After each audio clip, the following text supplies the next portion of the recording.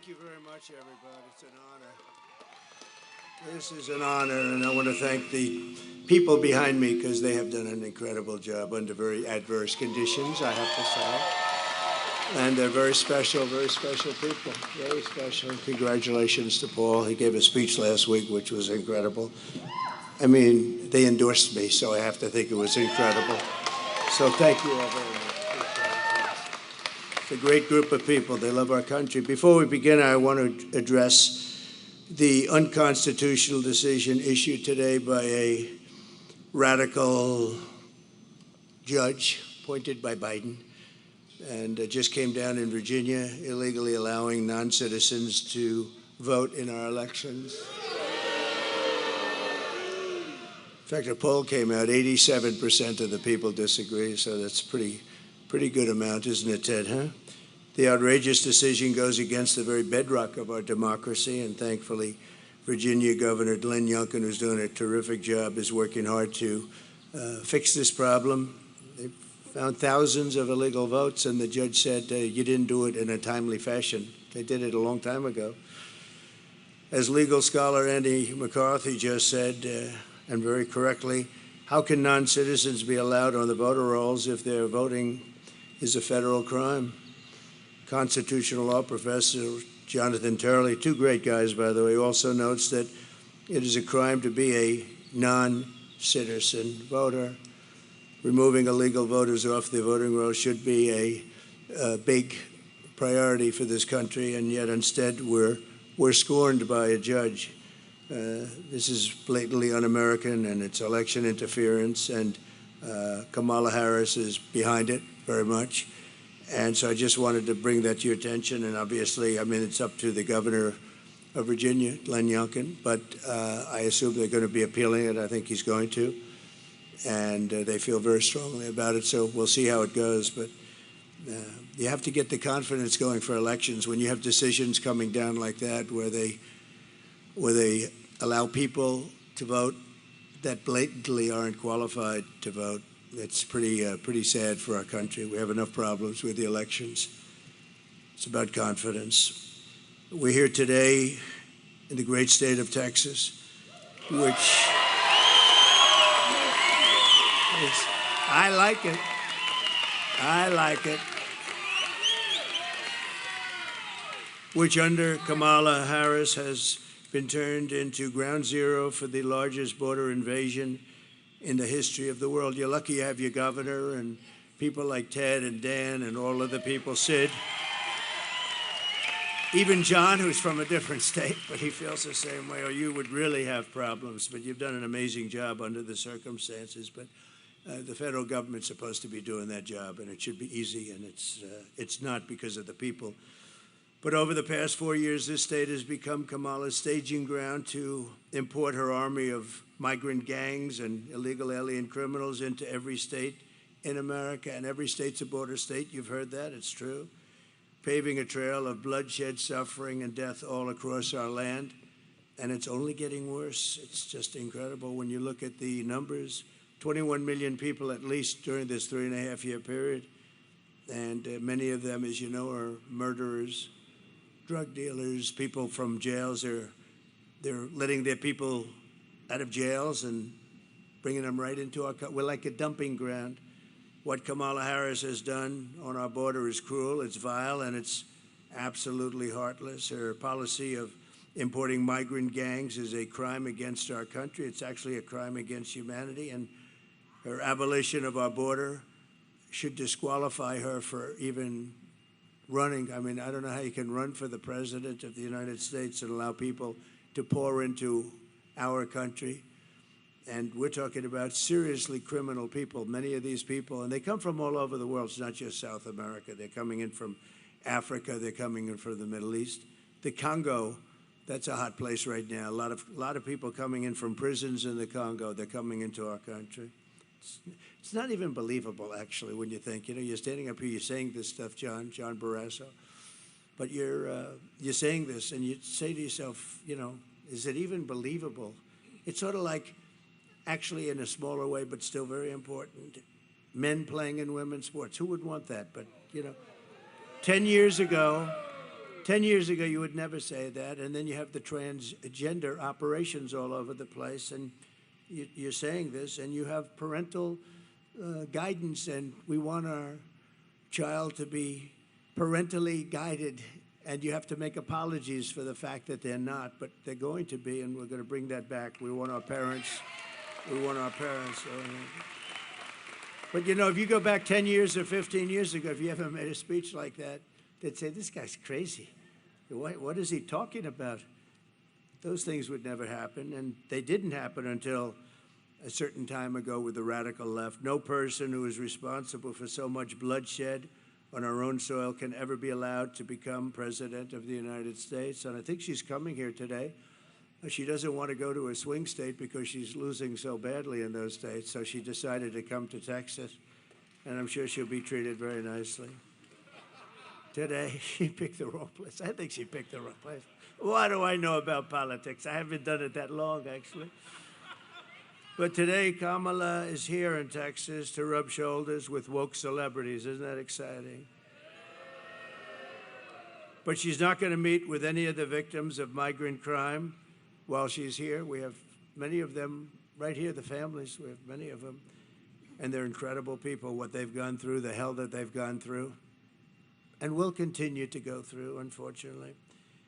She'll not speak to the grieving mothers from whom she has stolen the brightest light in their life. She was in charge of this border, and she doesn't like being called border czar anymore. She didn't mind it almost 4 years ago, but now she doesn't like it. But you don't need that term. She was in charge of the border. She never came here, and she never made one call to these people behind me or anybody in the group. Not one call. She's in charge. She deals with Border Patrol. She hasn't made, Paul, not one call in 4 years. So we're joined today by a Texas mom, Alexis Nungary from Houston, a great woman. This past June, thank you. Great one. Where is Alexis? Where is she? Come up here, Alexis. Come up here. So this past June, Alexis's 12-year-old daughter, her precious angel, as you say, Jocelyn, we all called her that. We feel we know Jocelyn, and she's had a big impact, Alexis. You know that, right? She's had a big impact. Walked to a nearby convenience store. Jocelyn was kidnapped, tied up, assaulted, and I'm not going any further than that. I'm standing with the mother, and horrible things happened to her, to that young, beautiful girl. And the animals arrested for Jocelyn's barbaric murder are 2 illegal aliens believed to be members of the savage Venezuelan prison gang known as Tren de Aragua. And they're all over the place now. They're all over our country. They were in Aurora, but Aurora's now the least of it. They've taken over buildings in Aurora. The government, a radical left Democrat, weak person, doesn't know quite what to do. He's always got a big mouth when he talks about other things, but he has no idea what to do. And they have weapons of military grade. You say, how did they get those weapons? These monsters were in Border Patrol custody, but under a program Kamala Harris created to abolish detention for fighting-aged men, whatever that means, and give them free and automatic entry into the United States. The killers were released into our country, and Alexis, we cannot begin to imagine your pain. And if you'd like to say a few words, would you like to? Would you? Thank you. Thank you, darling.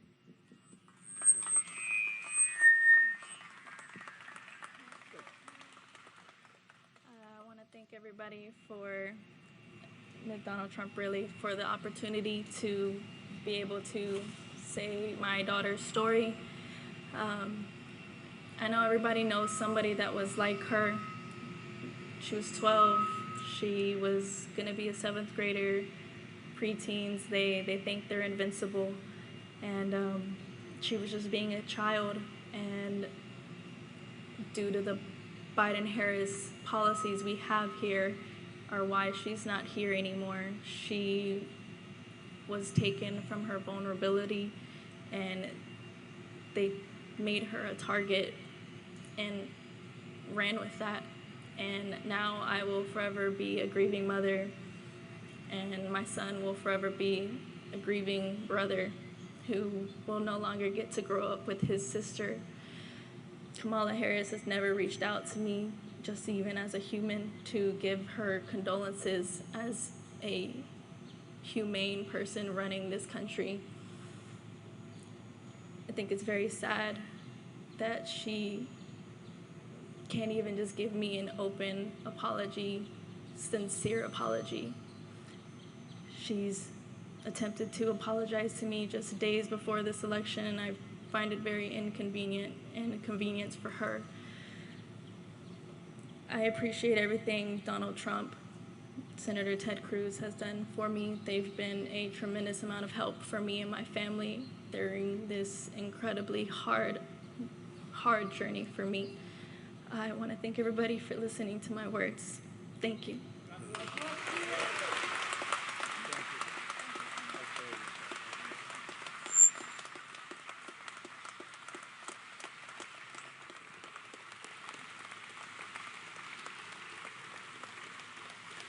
So I want to thank you, Alexis, and we will never forget Jocelyn. We're not going to. We've all seen her picture.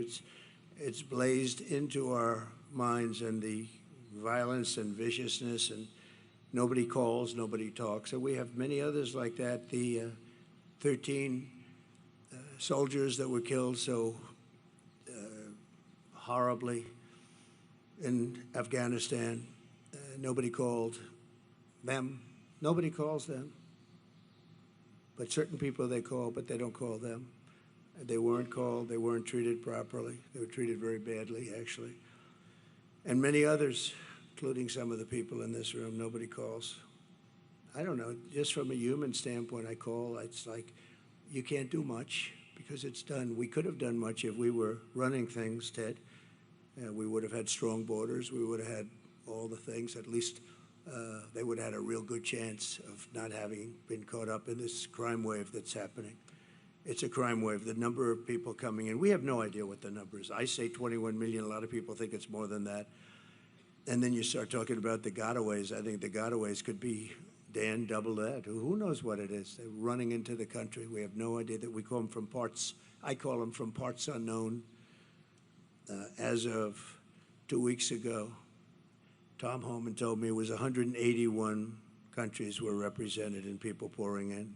So it's no longer just a small group of people from the 3 or 4 countries that we're accustomed to talking about. In an interview last week, Kamala Harris was asked directly if she would apologize to Alexis for letting in the savage killer that took Jocelyn's life, and Kamala Harris refused to take any responsibility whatsoever. She refused to own up to the fact that open borders and totally unchecked, it's not even open borders. Open borders are horrible, and how stupid are they?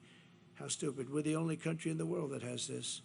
But they don't even check them. They don't vet them. They don't know who they are. They don't know where they're going. They just come in, and then they fly them over, you know? When the border got a little bit tougher because people were getting angry and just, we had citizens standing at the border wanting to do, and then they get in trouble because they want to do the job the federal government's supposed to be doing.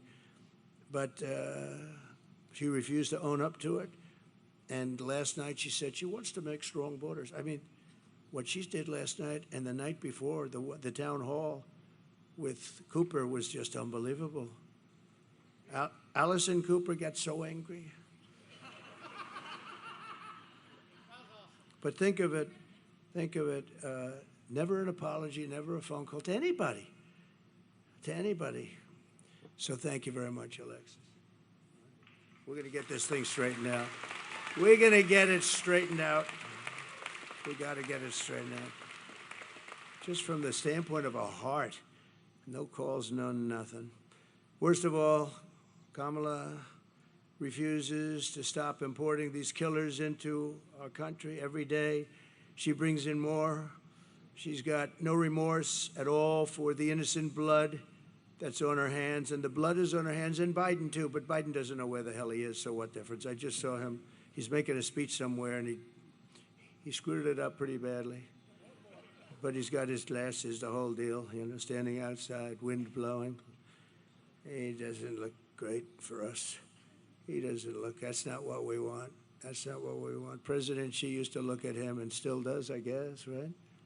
But he used to just, he just said, oh, this makes me so happy, he says. And Putin and the whole group, Kim Jong-un, they're tough guys out there. They're tough and they're smart and they're streetwise and they're at the top of their game. And we don't have that. That's very nice. Thank you. What a good line that is. That she said, that's why we have you. Thank you very much. Wow. Wow. You know that woman? You know that woman? That's very good. Thank you. It's very nice. Thank you very much. 2 days ago, she said she could not think of any mistakes that she's made. She was asked a question. Can you think of anything that you would do different? Can you think of any mistakes that you've made? Now, actually, she couldn't think of it. Not, it's about as good. She could say, I would have strengthened the border, I would have lowered taxes, I would have, there are about 500 answers she could give, and you're out of that question, right? She couldn't think of a thing. You know, the worst of all, really, is 325,000 young children are possibly dead, but many of them are dead, but they're sex slaves, or at a minimum, they're missing. They'll never see their parents again, most likely. We'll do everything we can when we come back. I don't know, it's very far down the line. We're going to do everything we can together. But think of what that number represents, Dan. 325,000, and the fake news media doesn't even talk about it. If that were a Republican instead, it would be the biggest scandal in history. It would be the equivalent of nothing else. And they don't even talk about it. They cannot talk about 325,000 for you people are missing. Think of that, are missing, and probably will never be seen again, most of them. But we're going to do the best we can. It's a tough assignment. But most of them, they're probably dead. Under Border Czar Harris, there are 13,099 illegal aliens convicted of murder that were released from jails and prisons and penitentiaries, and they were set loose into the United States of America. We're like a garbage can. We're like a garbage can. First time I said it was last night. Gave a speech in Las Vegas. 29,000 people. It was an arena. We set the arena record. That was a big deal arena, too. We set the record, but it was an amazing crowd. The first time I ever said it, I don't know, it just came out, garbage can. We're like a garbage can for the rest of the world to dump the people that they don't want. Do you know what they save on that? Their mental institutions are being emptied out. Their jails and prisons are being emptied out. And their gangs and their drug dealers and everybody's being taken off the streets.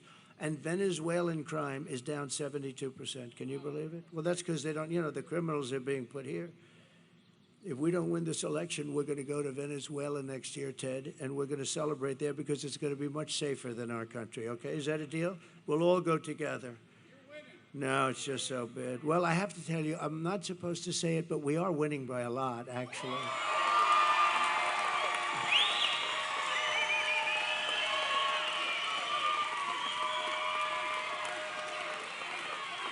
And the...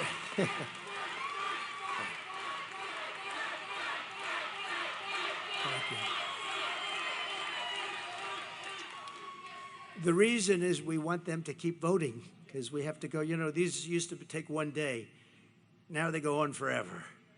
And bad things happen. Lots of bad things happen. Where are those votes that I saw 2 days ago? Oh, well, we're painting that section and we decided to move them, sir.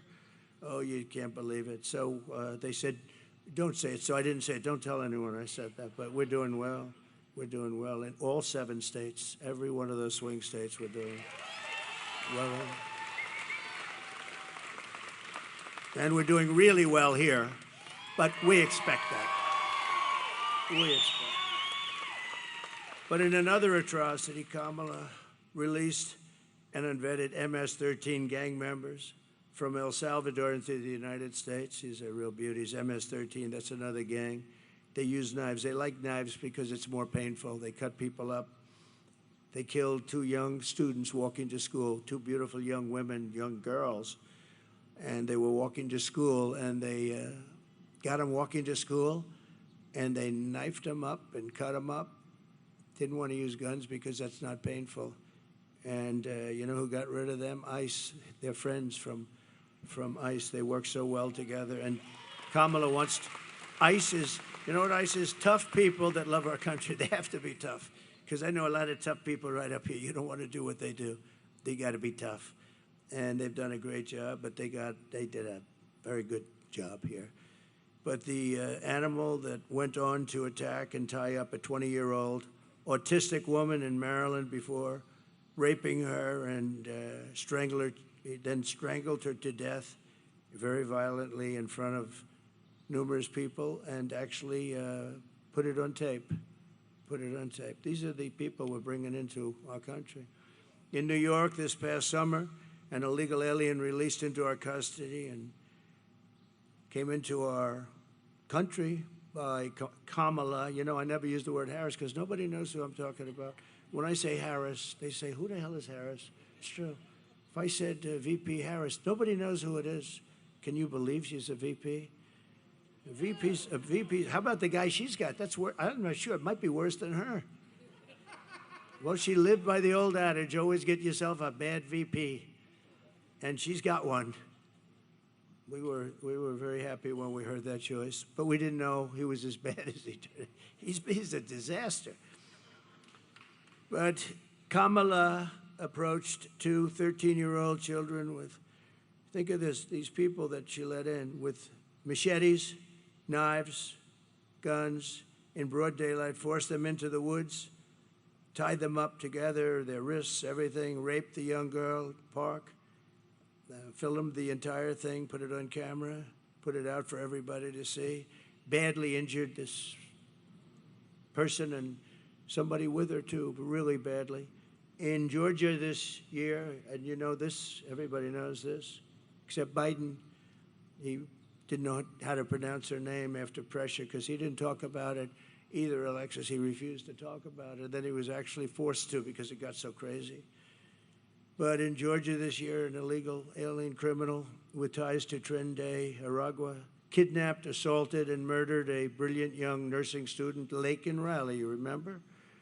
Laken Riley, who was a beautiful, I got to meet the parents a couple of times. They're incredible, but they're like devastated.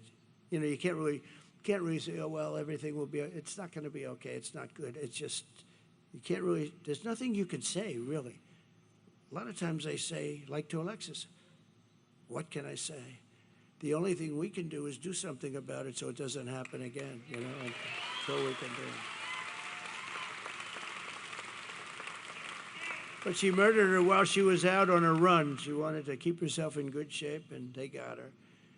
Her killer was yet another monster released into America through this open border policy of Kamala and her group of radical left idiots. Under the Trump administration, we will end this migrant invasion and we will deport every last criminal alien targeting our daughters and our children, our families, other people's families. They're going to be gone. They're going to be gone fast. Some are so violent, you know, we can't let them go. We can't send them in because they'll come back. But we have some pretty strong policies that we're putting into place immediately on January 20th. We're honored to be joined by many of the incredible Border Patrol agents and law enforcement heroes who will help us restore safety to America. And I'd like to invite a very special person. He made such a good speech last night. They endorsed me. And this gentleman made a very good speech. I said, you know, I'm going to have to go back and start practicing. Ted, you and I are going to have to practice a little bit.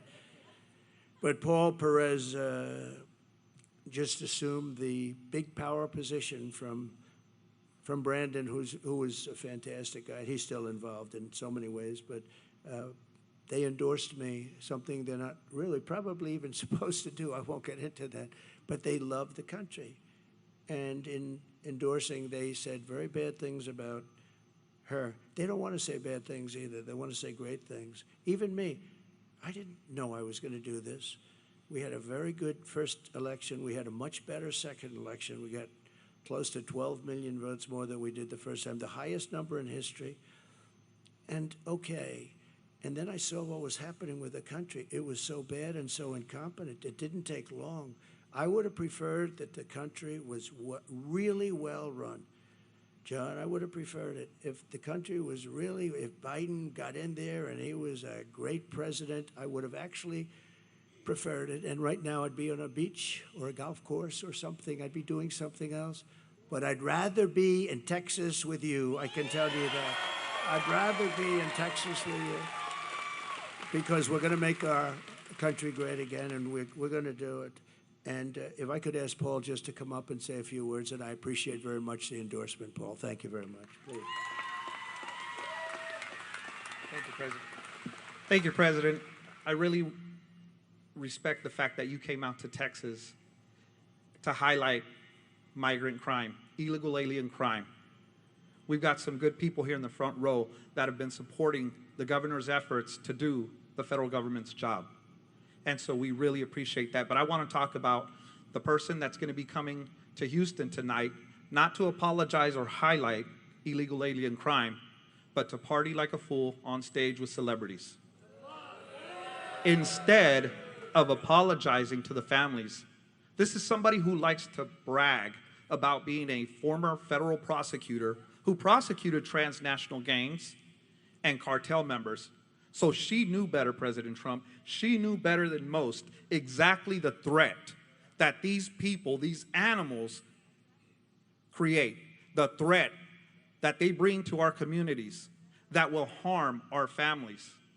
And these scumbags listed here on these pictures here are part of the Kamala crime wave. And because of that, the Kamala crime wave has devastated cities. President Trump strikes fear in the enemies of America. That is the type of leadership that we need in this country. Just recently, the criminal cartels have greenlit firing on Border Patrol agents. They would have never done that under President Trump because they know he would send the message that if you touch a single hair on a Border Patrol agent, I will eradicate you. That's the strength and leadership we need from President Trump. Not the clowns that are running for president on the Democratic ticket. My daughter can handle a shotgun better than Tim Walz. And he served in the military, as he claims. The Secretary of Homeland Security, also a former federal prosecutor. They know better. They should have stopped this invasion. They did nothing. They not only facilitated, but they encouraged it. This border needs to be fixed, and the only person that can fix this border is Donald J. Trump.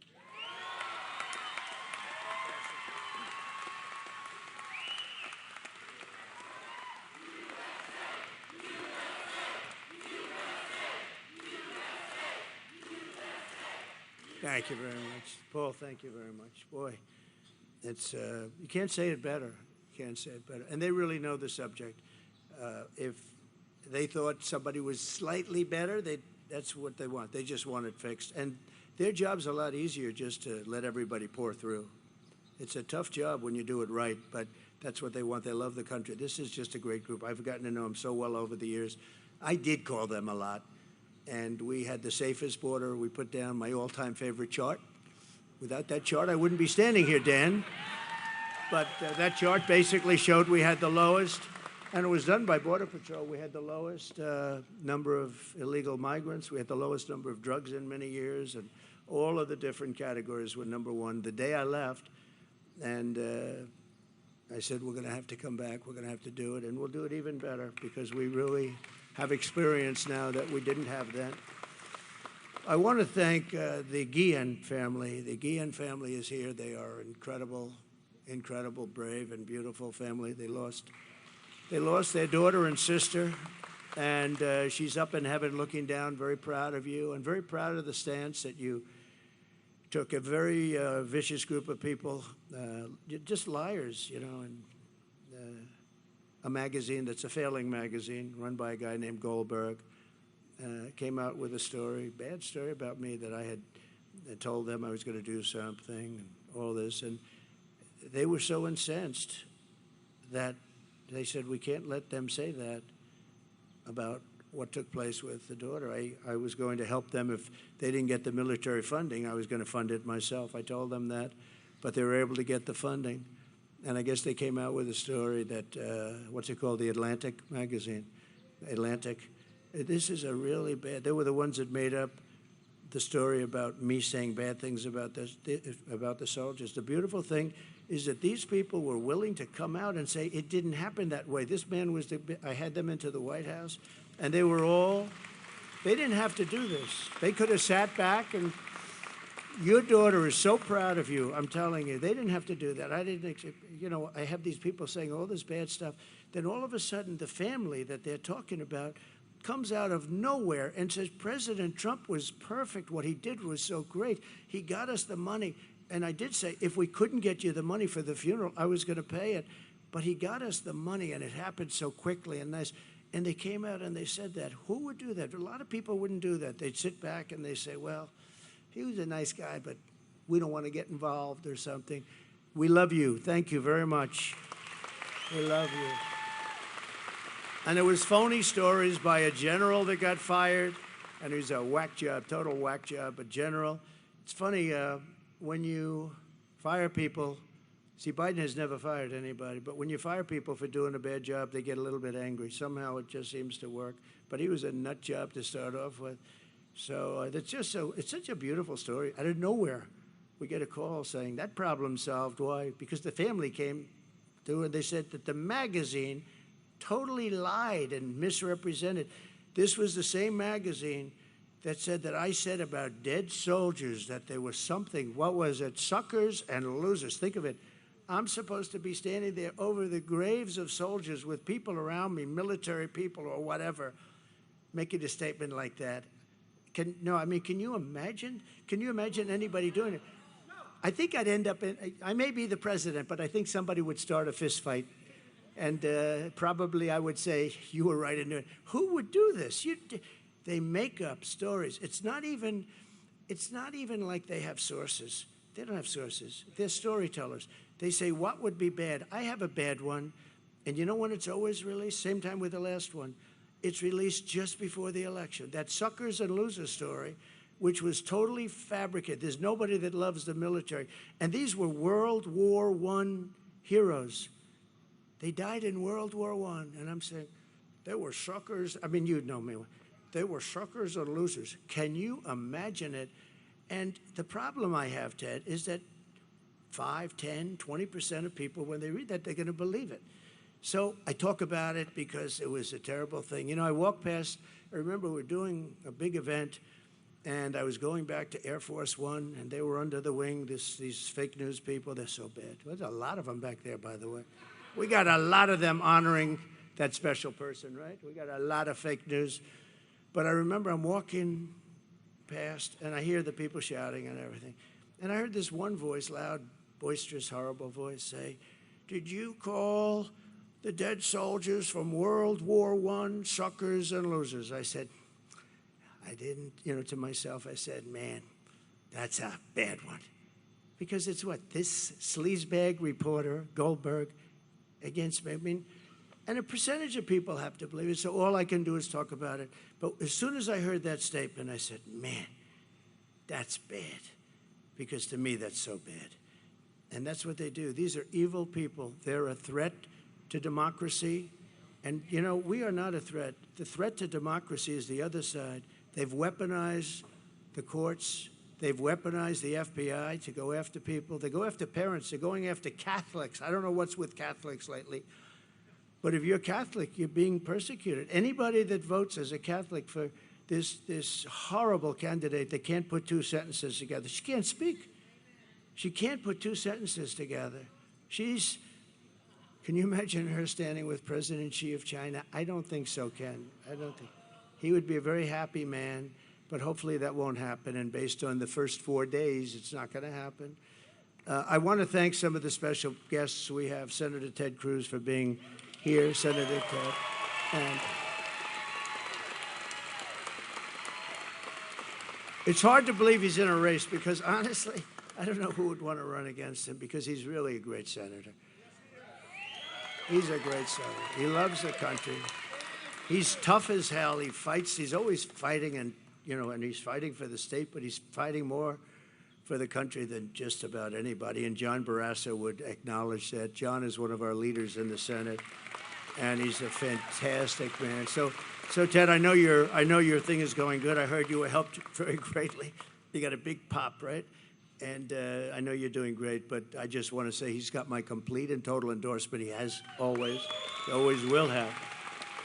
And you're going to have a great day, and hopefully I'm going to have a great day, and we're going to be celebrating together, and we're going to make our country, as we say, or we'll make America great again. We're going to make it great, and it's going to go faster than you think. But it can't sustain this for another 4 years. That I do believe. A very good friend, the head of my campaign from the day I ran, he called. He said, "I want to run your campaign." I said, "Well, I'm not very experienced. I'd never done this before." But he liked me, and he saw something, I guess. Dan Patrick, he's a fantastic man. And Dan, we're doing okay, I hear. Good? Okay, good. When Dan says that, that's good. And by the way, if I had any problems, he would tell me that very quickly, right? But when Dan says it, it means a lot. Thank you, Dan, very much. Appreciate it. Attorney General Ken Paxton, a really great Attorney General. Great Attorney General. Thank you. That's pretty good.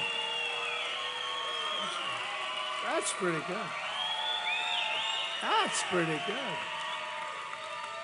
You see, when they go after people with bullshit, they become very popular. And that's what happened to Ken. Ken was made to suffer for a long period of time, but it worked out very well. And I stuck by him, and other people stuck by him. Some of the people right there stuck by him, including that one right there. So I think Ken, I said, he's a great Attorney General. You got to stick by your Attorney Generals. And I'm very happy the way that all worked out. But you went through a lot, right? And that's why they love you, because they understand that. Agriculture Commissioner, another friend of mine, Sid Miller. The first time I saw Sid, he was on television. Alexis, he was on television, and I didn't know him at all. He was on Deface the Nation. Ladies and gentlemen, Sid Miller on Deface the Nation. That's the name I call it. They don't like it. They spend millions on PR, and then I get on and say, Deface the Nation. But they do deface the nation, and the others are just as bad. But he was on there, and they said, well, Trump is going to be in a tight race. This is when I first ran in Texas, and we had an event, and we had a line that went 10 miles long to get into a stadium, and they couldn't even get in. And he looks at the anchor. He said, listen, I'm from Texas. He's had that beautiful hat on. I love that hat. I'd love to wear it, but it wouldn't work for me, I don't think, Ken would. Ken would say, it's no good for you. Take it off, please. But now he said, I don't know where you come from, but you don't come from Texas, because this guy's going to win in a landslide. And we won in a landslide, right? So thank you. Thank you. Sid's a great guy. Thank you, Sid. Appreciate it. Land Commissioner Dawn. Oh, I like that. I'd love to be Land Commissioner. I love real estate. Land Commissioner Dawn Buckingham. Thank you, Dawn. Great. Doing a good job. I hear that from everybody. And Chairman of the Texas Republican Party, Abraham George. Thank you. Thank you very much. Thank you. Good job. So just in closing, thank you, Abraham. Great job. Immediately upon taking the oath of office, I will launch the largest deportation program in American history. We will put, and I don't like saying that, the record is Dwight Eisenhower, who was essentially a moderate, good president. General Eisenhower, good president, good general, probably a very good general, right? Better than he gets credit. He never got credit for a lot of things. He built the interstate system, actually. He should get a lot of credit. But he was a very good president. But he was a moderate guy. But he has the record for deportation because he could not stand people pouring into the country. And I think we'll break that record. Not that I want to break it, but we have no choice. We have to get all of these criminals, these murderers and drug dealers and everything. We're getting them out. And we'll put these vicious and bloodthirsty criminals in jail or kick them the hell out of our country, and we'll get them out. Ideally, we want to get them out because we don't want to have to pay for their room and board for the next 50 years, right? To expedite removals of the Trinidad Aragua group and the MS-13 other savage gangs, I'll invoke the Alien Enemies Act of 1798. Did you know that? I had to go back that far. We couldn't find anything because modern-day politicians, even sort of old time, nobody had the courage of these original people. So we had to go back to 1798, and it gives you the power to target and dismantle every migrant criminal network operating on American soil, and you can get them out, and there's no problem. And at least you can't say that it hasn't been around for a while. That's something, right? And if they come back into our country, it's an automatic 10 years in jail with no possibility for parole. So, you know, because a lot of people, what happened, and it happened with Eisenhower, you'd take them out, they'd come back in, they kept coming in. So he kept bringing them further away. At some point, they didn't come back. But I'm going to do it differently. It's a 10-year system of you're in prison for 10 years with no parole. And I'm hereby calling for the death penalty for any migrant that kills an American citizen or a law enforcement officer.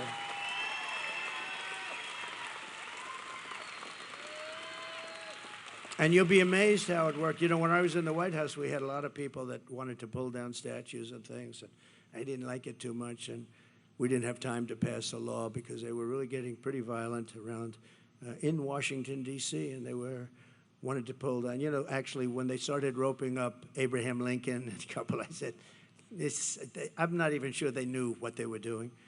But we found a law that was in the early 1900s, very tough law, that if you so much as touch in violation of anybody's word, if you so much as touch a monument or a statue, you get 10 years in jail. And I had a news conference, and the town was flooded. We had a news conference. They had actually a rope around Andrew Jackson's head, the beautiful statue. And I said, we're going to go fast. And I went out, I did it, and it was a beautiful sight. The second I announced 10 years in jail, no probation, nothing. And as soon as I said it, everybody just sort of walked. I could see them walking. I don't want to use the term I used last night. A certain part of their body, I watched the back. I saw thousands of them, and I said, what a beautiful sight. They just left. And that was the end. We had no more problem until about a month ago, 2 months ago, in D.C., where they became very violent. They were fighting with police. They were putting spray paint on our beautiful, on the lions, the beautiful lions. And, you know, they're sandstone, and that's a very porous stone. You'll see that spray paint for many years to come, like hundreds of years. You can't really get it out. It goes deep into the stone. And to the best of my knowledge, nothing happened to them, did they? They were beating up cops, or the cops were beating them up, but they were fighting. They were fighting our police, our great police. We're going to take care of our police, too, by the way. They're going to stop the lawlessness. And I'm going to end all migrant flights immediately. You know, they're still flying flights coming in with 450,000 people over a fairly short. 450,000, that's a lot of flights.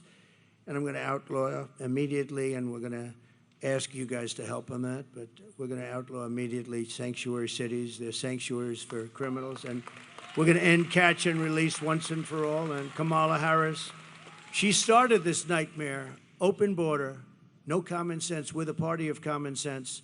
There's no common sense to an open border, and I will stop this nightmare immediately. November 5th, 2024 will be Liberation Day in America. So I want to thank everybody for being here. And Alexis, I want to thank you, darling. And your daughter, very proud of you right now, I can tell you. Very proud. This unbelievable family back there, thank you very much. We won't forget it. We're going to meet in the White House. We get there, I told them we're going to have lunch in the White House. All right? And that goes for you. Are we allowed to bring Alexis? Can we do that? They said yes, okay? So we're going to do that in honor of your beautiful Jocelyn, okay? Thank you.